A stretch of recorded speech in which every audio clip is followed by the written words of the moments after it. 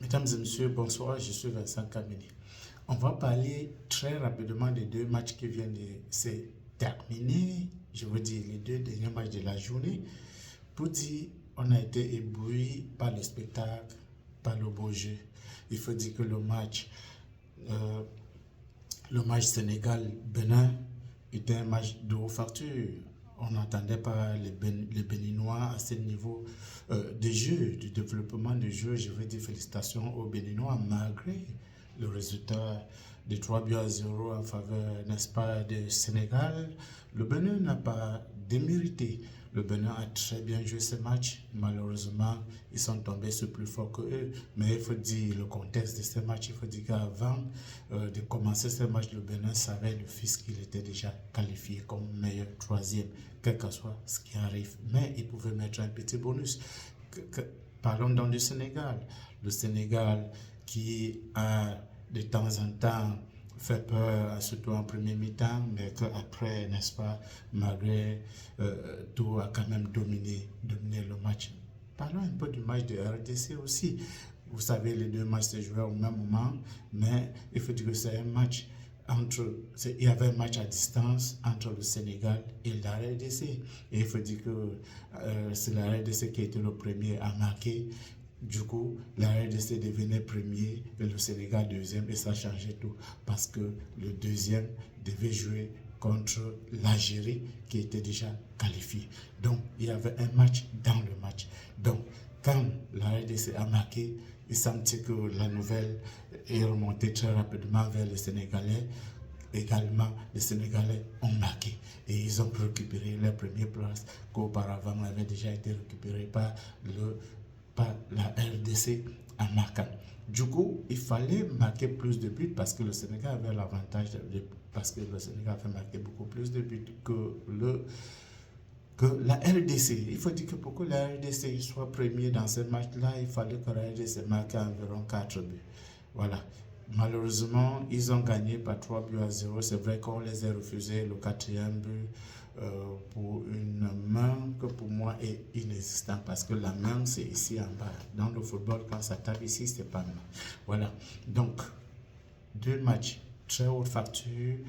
Bien, la RDC a gagné par 3 buts à 0. Le Sénégal également a gagné par 3 buts à 0. Donc, au finish, chacun a récupéré la position qui était le sien avant le début de ce match, c'est-à-dire Sénégal premier, RDC deuxième avec ses 7 points et le Bénin qui est qualifié, n'est-ce pas, voilà, avec 3 points.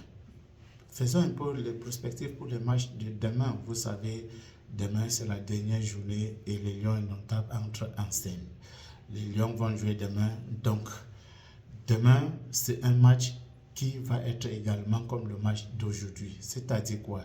C'est un match, le Cameroun a 4 points, il est premier, la Côte d'Ivoire a 4 points et on a le Mozambique qui a 3 points. Donc d'office, toutes les 3 équipes sont qualifiées. Maintenant, le match va juste déterminer qui va être à la première place et qui va être seconde place. Parce que et le troisième, parce que même le Mozambique peut encore avoir un autre positionnement que la troisième place qui est le leur à ce moment-ci. Voilà, donc il faut dire que c'est un match qui va se jouer véritablement. Pour le Gabon, nous savons que le Gabon est d'office éliminé, mais le Gabon ne mérite pas rentrer avec 0 point. Donc, le Gabon va vraiment mettre le boucher double pour causer des problèmes, n'est-ce pas, à la Côte d'Ivoire.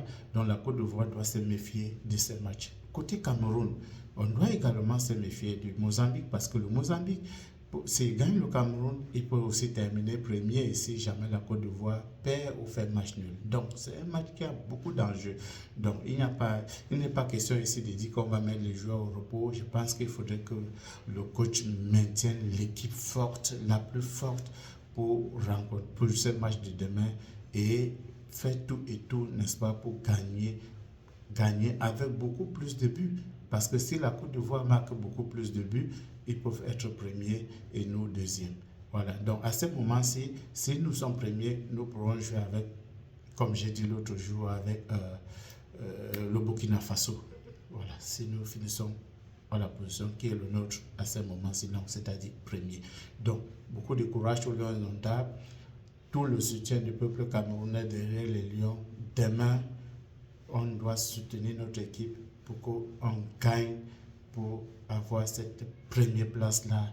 Voilà, donc merci à tout le monde. Comme toujours, n'oubliez pas de liker, de partager et surtout de nous dire en commentaire ce que vous en pensez. Comment est-ce que vous avez trouvé les deux matchs, les deux derniers matchs d'aujourd'hui, c'est-à-dire le match de Sénégal-Bénin et le match de Côte d'Ivoire,